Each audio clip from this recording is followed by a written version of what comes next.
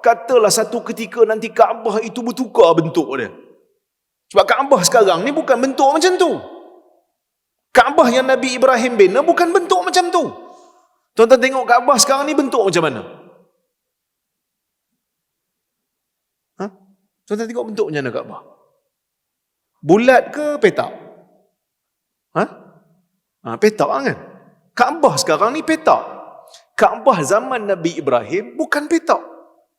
Kerana Hijar Ismail, batu melengkung yang ada di kawasan bertentangan dengan bucu Hajar Aswad tu, dan bila kita pusing Kaabah ni, kita akan jumpa Hajar Aswad.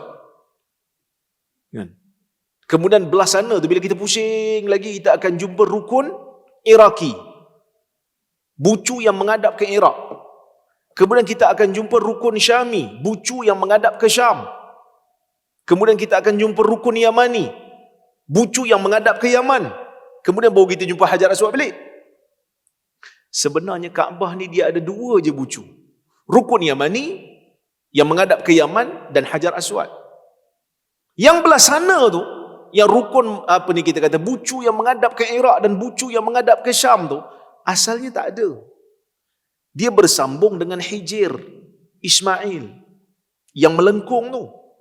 Cuma Quraisy bila dia nak bina Kaabah semula setelah roboh, mereka tak cukup duit. Tak cukup. Bajet tak cukup, dana tak cukup. Jadi dia orang bina petak.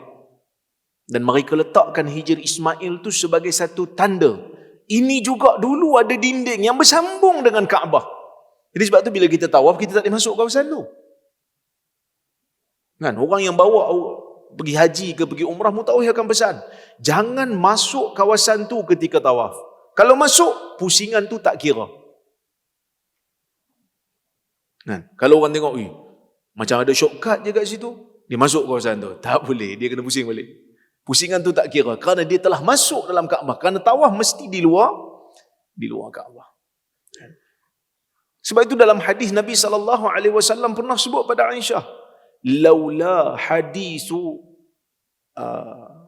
laula anna qaumaki hadisu ahdin bisyirk atau bil kufur lahadamtul Ka'bah wa banaituha ala kawaid Ismail.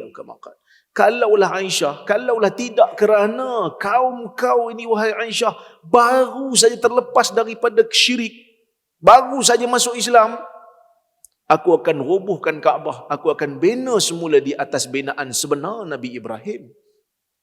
Tapi Nabi tak buatlah, kerana Nabi bimbang orang Quraisy terkejut. Sebab orang Quraisy baru masuk Islam. Apa hal pula Muhammad ni? Baru je dapat kuasai kota Mekah, dah Kaabah pun dia robohkan, kan? Maka kita tak sembah Kaabah tu.